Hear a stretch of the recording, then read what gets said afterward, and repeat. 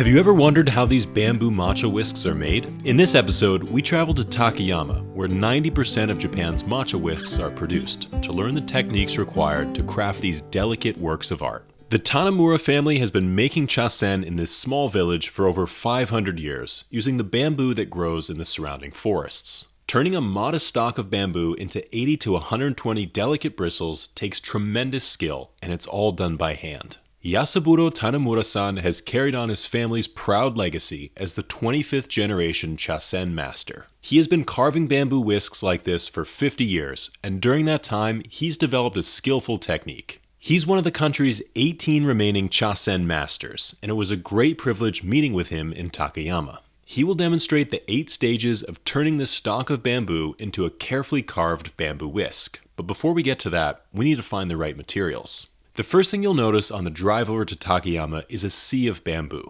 These bamboo forests grow the perfect raw materials for the famous tea whisk, but learning how to select the right bamboo is almost as important as carving it. Okay, we're at the house of Tanimura Yasaburo-san, and right here we have the aging of the bamboo. So these aren't going to be used for chasen this year, they're going to be used in 2 to 3 years. So right now, they take fresh bamboo and they age it in these pyramid shapes. And it's going to take 2 to 3 years for them to go from green to yellow to almost a whitish color, and then they can do the carving. And what he just told us is that just judging by, you can see there's a bunch of different lengths here and widths. So this is very thin, but then this one's wider and this one's even wider. And depending on the width, that determines the type of chasen that they're going to make. So these really long, narrow ones are going to be used to make those tall chasen, the really thin ones. And then kind of the medium length ones can be the 80 bristle chasen. And then the really thick ones can be used to make the 100 prong chasen. The bamboo in this region is perfect for producing shiratake, or white colored chasen. After lightly treating the bamboo and letting it age, it will fade from green to yellowish white. There are actually 3 colors of chasen: shiratake, kurotake, and susudake.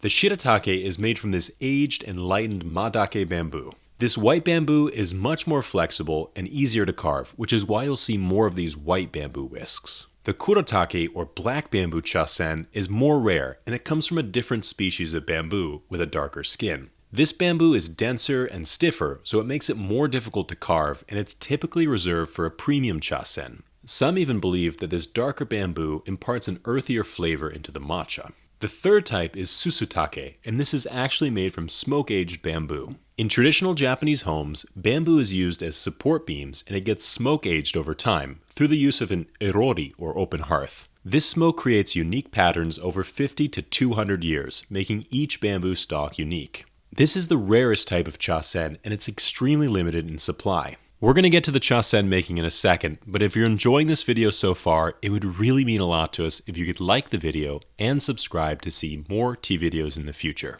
So once the bamboo is selected, aged, and boiled to remove the oils, we are ready to begin the carving process. The first step is to strip off the tough outer skin of the bamboo. He will keep the skin on the handle of the bamboo and on the base of the bristles, but in order to carve the top portion, it needs to be removed. This is called the heigi process, and it allows the carver to access the softer part of the bamboo for crafting the tines.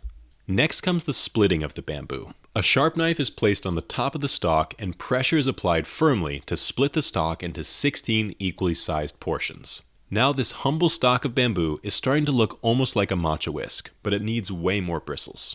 Before dividing the bamboo further, we need to remove the inner white flesh, or mi, of the bamboo. This material is softer, more porous, and less flexible, so it needs to be discarded. The 16 prongs are split horizontally and the white part is bent inward so it can be broken off the stalk. Now we have just the outer flexible part of the bamboo. But these 16 pieces need to be divided further into thin bristles, and it needs to be done very delicately. The knife is used to make the initial cut, but the splitting of the bristles is done by hand. This is the part that can really only be done by a master. In general, it takes about 15 years of making whisks like this to be considered a master. Remember that the amount of bristles for each whisk is not decided at this stage. It's already been decided by the selection of the bamboo. The wider the bamboo, the more bristles the whisk will have. Once the whisk has its bristles carved, it will be soaked in water. This will make it more pliable and flexible for the next stage. This is also why you should soak your bamboo whisk in water for a few seconds before using it, as bamboo can be very brittle when it's dry, and the last thing you want is to snap off one of these bristles when you're whisking. Then the bristles need to be thinned even further. This step requires careful attention to detail, and the master, Yasaburo Tanimura-san, needs to carefully monitor the thickness of each individual tine.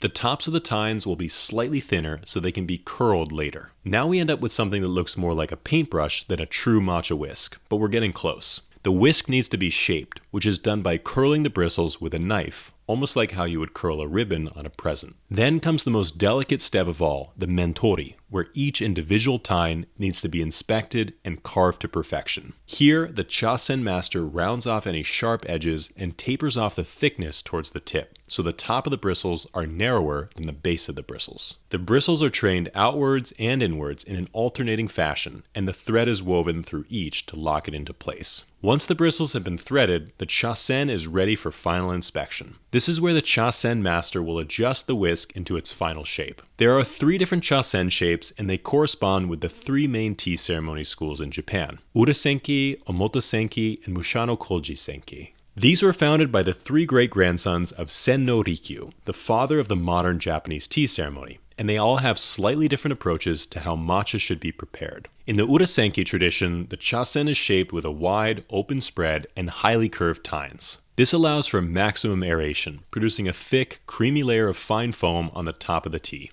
The goal is a smooth, approachable bowl of matcha with a rich texture. By the way, if you want to try the best matcha teas we found during our travels around Japan and recreate that beautiful foamy texture and smooth umami flavor, you can find them at neoteas.com. In contrast, the Omotosenke school uses a chasen with straighter, more restrained tines. This design limits the amount of air incorporated into the tea, resulting in little to no foam. The surface of the matcha appears more natural, reflecting a philosophy that emphasizes simplicity and the pure character of the tea itself. The Mushanokojisenke school takes the middle path. Here the chasen will have a more balanced shape, with a moderate curve that produces a light, refined foam, less than Urasenke but more than Omotosenke. The result is a harmonious balance between texture and purity. So how do these bamboo whisks compare to a typical metal whisk? Even though these bamboo whisks are still carved the same way they were 500 years ago, they still are the best tools for creating that beautiful foam on your matcha. Rather than slicing through the water like a metal whisk, the bamboo creates a slight friction that introduces air to the matcha and creates that beautiful foam. The many tines can also break up the matcha clumps, distributing them evenly into the water and creating a more consistent taste. These bristles are strong yet delicate, so they can brush up against the sides of the matcha bowl without scratching it. The bamboo whisks are also completely silent, allowing you to enjoy a nice meditative moment while you whisk your tea.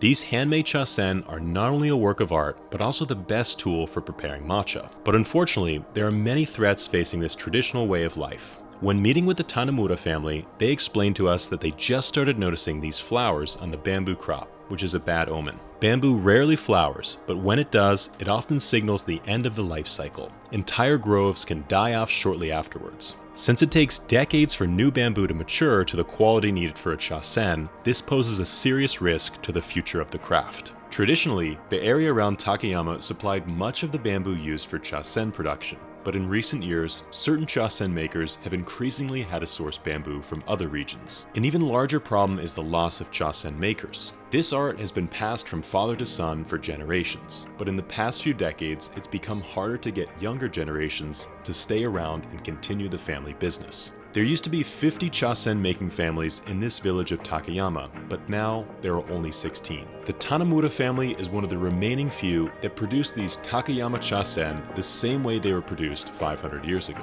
The son of Yasaburo Tanimura-san, Keiichiro Tanimura-san, made the decision to return to his hometown and continue his father's legacy.